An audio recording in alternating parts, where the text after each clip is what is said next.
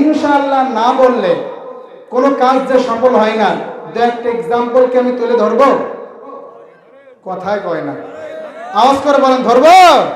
এটা ভাইরা আমার, চলেন আর একটু সামনে যাই। খুবই চমৎকার একটা ঘটনা, ভালো লাগবে ইনশাআল্লাহ। সুলাইমান আলাইহিস সালাতু ওয়াস সালামের নাম শুনেছেন না? কোন পাড়ায় বাড়ি? না যে ভালি বললেন মানে এত কাছে, মনে হচ্ছে ওই পাড়ায় বাড়ি।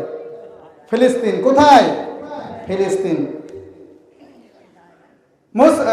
সুলাইমান আলাইহিস সালাতু ওয়াস সালাম তিনি একদিন বললেন, আমার 99টা স্ত্রী আছে অথবা 100টা স্ত্রী আছে, আজকে আমি আমার প্রত্যেকটা স্ত্রীর কাছে যেতে চাই এবং আমার যাওয়াতে প্রত্যেকটা স্ত্রীর গর্ভে সন্তান আসবে, ওই সন্তানগুলো দুনিয়ায় বীর মুজাহিদ হবে, আল্লাহর দ্বীনের জন্য লড়াই করে যাবে। কিন্তু তিনি ইনশাআল্লাহ বলে নাই। তার পাশে থাকা মানুষটা বলছে, আপনি ইনশাআল্লাহ বলেন নাই কেন? ইনশাআল্লাহ বলেন। তিনি গুরুত্ব না দিয়ে চলে গেলেন। তিনি 99 জন স্ত্রীর কাছে গেলেন, কিন্তু একজন স্ত্রী বাচ্চা কনসেপ্ট করেছে। বলেন তো বাচ্চা দেওয়ার মালিক কে? আওয়াজ করে বলেন, বাচ্চা দেওয়ার মালিক কে?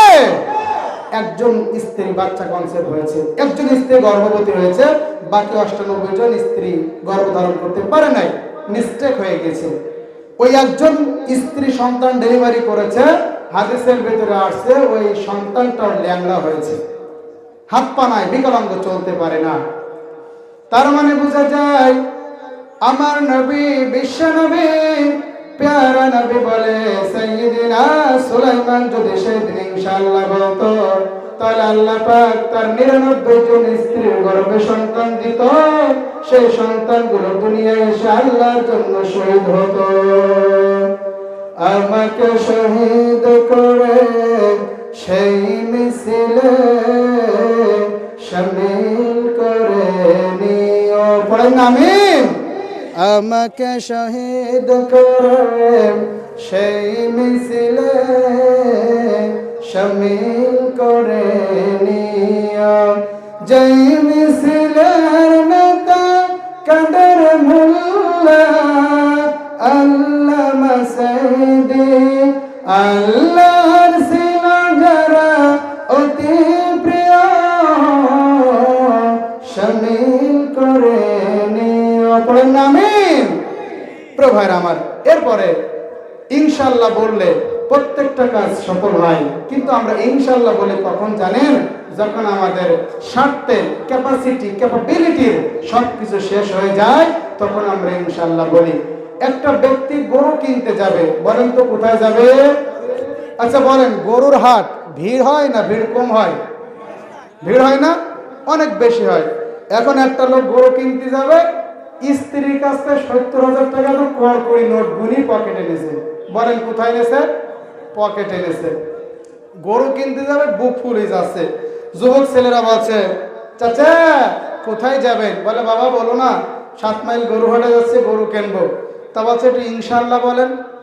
তা বলছে এই ছেলের কথা শোনো দিন, টাকা আমার পকেটে, 7 মাইল গরু হাটে গরু, আমি যাবো আর গরু কিনে চলে আসবো, আবার কে ইনশাআল্লাহ। বলছে যুবকেরা বলছে, আচ্ছা ভবিষ্যতে কোনো কাজ করলে হুজুরা বলেছে ইনশাআল্লাহ বলতে হয়। আপনার টাকা আছে ঠিক আছে, গরু তো এখনো কিনেন নাই, কিনতে যে পারবেন তার কি কোনো গ্যারান্টি আছে? বলেন গ্যারান্টি আছে? Do you have a guarantee? আপনার কাছে কি কোনো গ্যারান্টি আছে? আপনি ইনশাআল্লাহ বলেন। বাস এই পাগল ছেলের কথা শোনো, এই টাকা আমার পকেটে, গরু আমার হাটে, যাবো আর কিনে আনবো। এখন ওই যুবকের সাথে এইরকম করে ও চলে গেছে হাটে। যাওয়ার পরে গরুর কন্ট্রাক্ট হয়েছে, দাম হয়েছে, এর ভিতর থেকে ওই সে টাকা এক পকেট মারি সে টাকা চুরি করে চলে গেছে। গরুওয়ালার সাথে টাকা কন্ট্রাক্ট, টাকা দিতে যাবে, পকেটে হাত দিয়ে দেখে টাকা নাই। তখন বলছে ভাই কিচ্ছু মনে করো না, গরুওয়ালার বলছে ইনশাআল্লাহ টাকা চুরি হয়ে গেছে। কি হয়েছে? ও লজ্জায় গরু না কিনতে পারি, ও রাস্তা দিয়ে যায়নি, গেছে গ্রামের ওই রাস্তার মধ্যে, এই মাঠের মাঝখানে যুবক ছেলেমেয়েরা টিম নিয়ে মাঠে ফুটবল খেলছে। ও চাচা সে গরু কই? তখন চাচা তখন বলছে বাবা কিছু মনে করি না, ইনশাআল্লাহ টাকা চুরি হয়ে গেছে। যে যা জিজ্ঞাসা করে ইনশাআল্লাহ টাকা চুরি হয়ে গেছে। তো এইরকম জায়গায় ইনশাআল্লাহ বললে হবে না, যেখানে ইনশাআল্লাহ বললে কাজ হবে সেখানে ইনশাআল্লাহ বলতে হবে।